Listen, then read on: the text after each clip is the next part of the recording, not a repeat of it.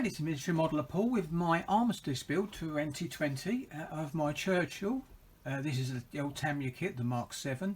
I've used a lot of PE on this one, as you can probably see, with all the shiny bits all over it.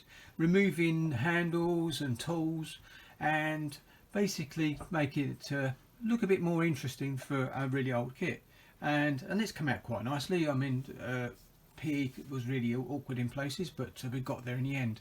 And I think if you've seen Greg's video, Greg Riley's video, you'll see that he's done the same. He's slightly different. I've got the whole tank build up. Obviously, the turret comes off, and I've glued it together.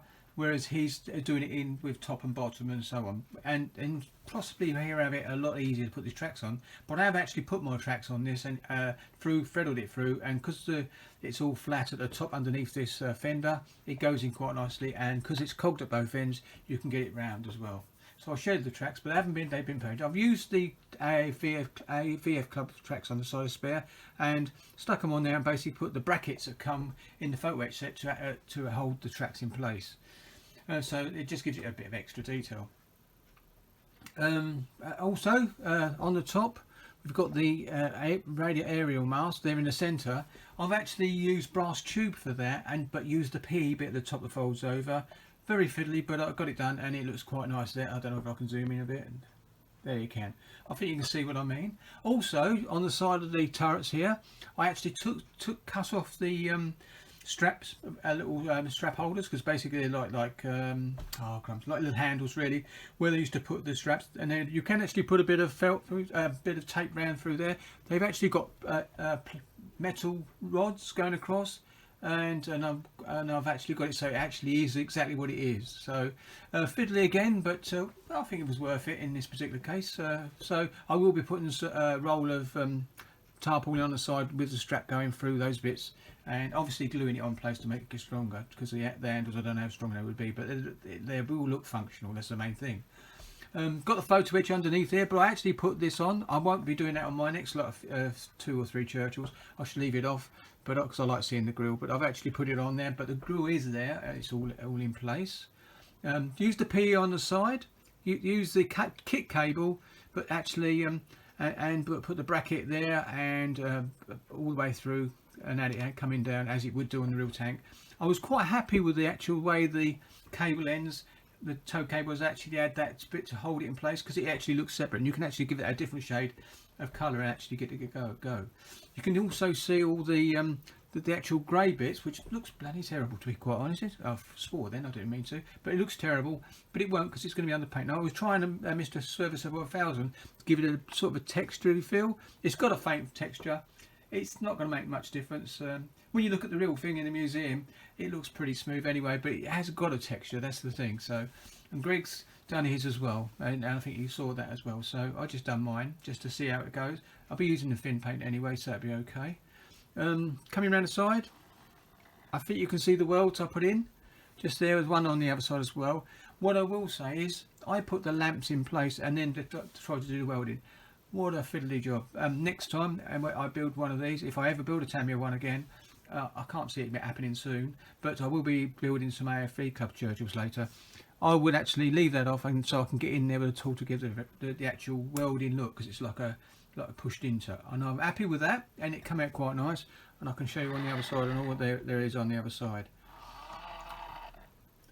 The actual periscopes have all got their covers and everything, and basically I'm going to be cutting out clear plastic. Once I've put a bit of shiny silver on that, I'm going to put some clear plastic over those, cut to size to fit over it, so it actually looks like glass.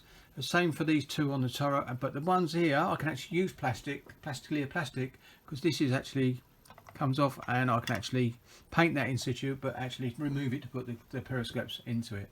There's the big on the back, if I remember, like, it's got 3 periscopes, so that happened like that.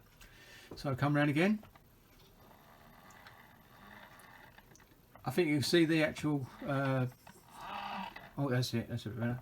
You can actually see there's 2 brackets where they padlocked it. Don't ask me why, but I suppose inside there, when it was in there, but that was the one they opened up to get in when it was all locked up, and there must be a bar inside there to lock it. I'm not sure, but anyway, as you can see, replaced the barrel.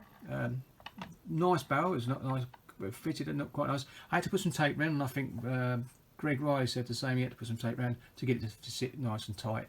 But once you run that and then run super glue in there, it's fixed for good. Got the range finders on the top of the turret. There's two on some Churchills. Early ones only had the one, which was the front one, but this one had two, so I put those on. Coming around again. See the same. Done the same on this side as well. The fire extinguishers. I don't know if I can get any closer. Yes, I can. What I did with the fire extinguishers, I actually took the kit, scraped all the actual seams off them, and then I used sandpaper, standing sticks, a flory one actually, here it is, one of these standing sticks, to actually sand down smoothly until I actually got it razor thin. So when I glued it on, there's a thin plate there, and that worked quite nicely. So when I've got a bit of paint on here, it's going to look reasonable. As you can see, I've done the bracket on the back. Now there's one bracket missing, and I think I'm going to I found it, so I might be doing that. On there you can see a little dark bit inside there, that little slit. That's where the actual padlock bit comes out. I lost that, it pinged as it would go, and I used to be called Pingo as a nickname, so it pinged, and I think I found it, and I've put it in the tub, one of Greg's tubs he sent me, to actually get that sorted out. I'll come back out a bit now, you might see the engine room in it a bit more better. There you go. There's the engine room. I've actually engine room. What I'm saying, the engine. This cover comes off, so I can paint the actual rust on the thing and then put it on. Now I have got to put legs on this. I'm using the kit ones because the PE one actually one of the legs snapped off, and trying to put it back on was a pain. So I thought I thinned out this on the edges, and I thought, well, that'd be okay, and I can put some metal ones down on it myself anyway. So I only need 4 along the side and 2 even in the middle, and a couple on the side here as well on either side. So that'll still work out quite nicely. So that come out quite nicely as well. Come back out. Oops, sorry. If I come back out a bit more, I've gone wrong way. There you go.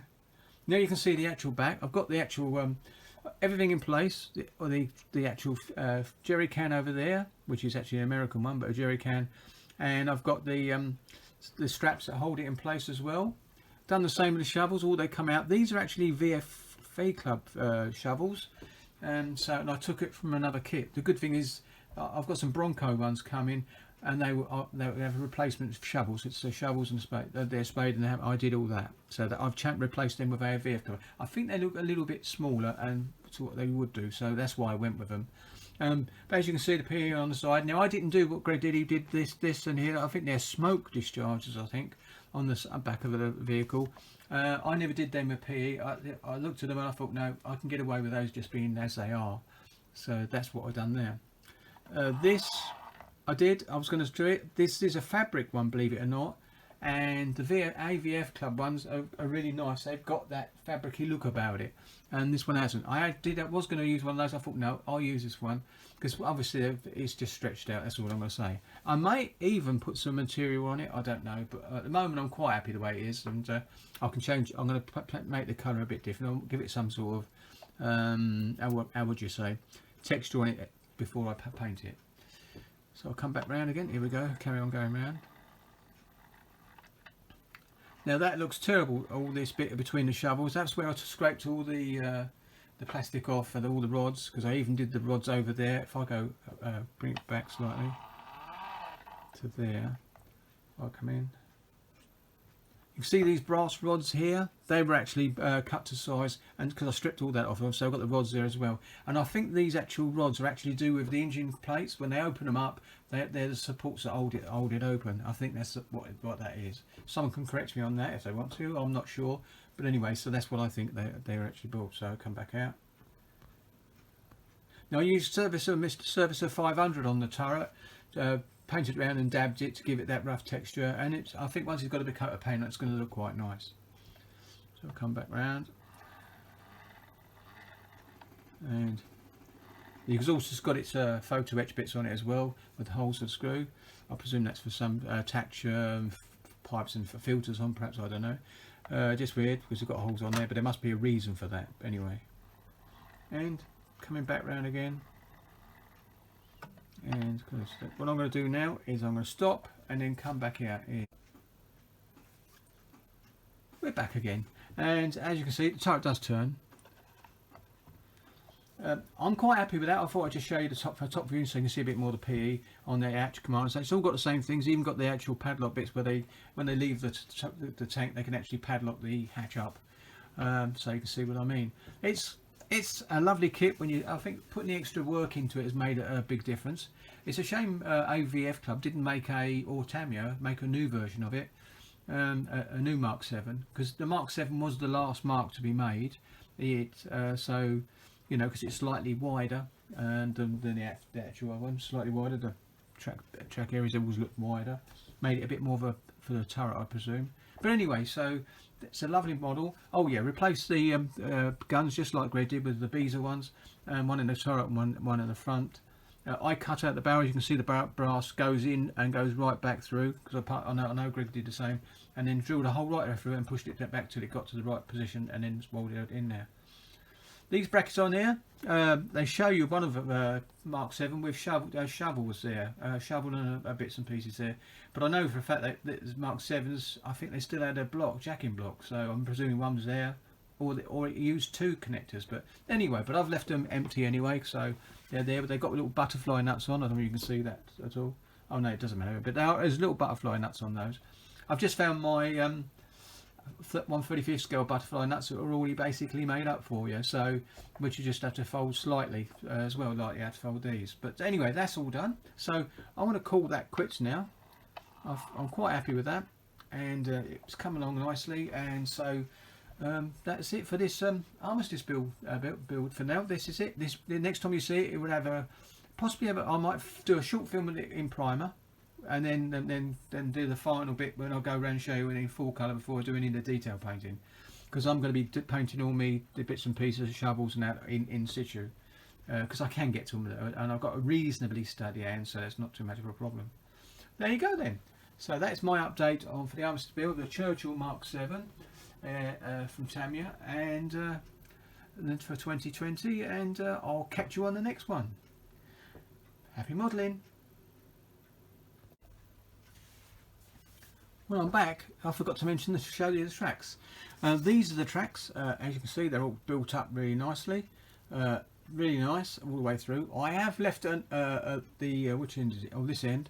One of the end I've actually done it so you can actually see that. I don't know if you can see that. It opens up so I can push the tracks together like so onto the pin, and that will work perfectly. Now, I've got 2 tracks made up. Greg's already painted these. He started painting. He's working on the weathering on them at the moment.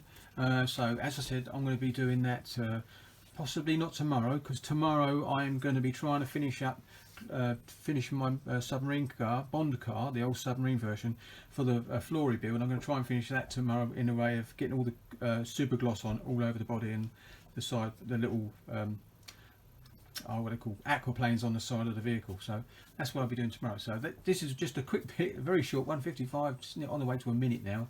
Just showing that I've got the tracks, because I forgot all about them. There they go. I'll just put them like that, such, so you can see them. There you go. When you get older, you forget these things, don't you?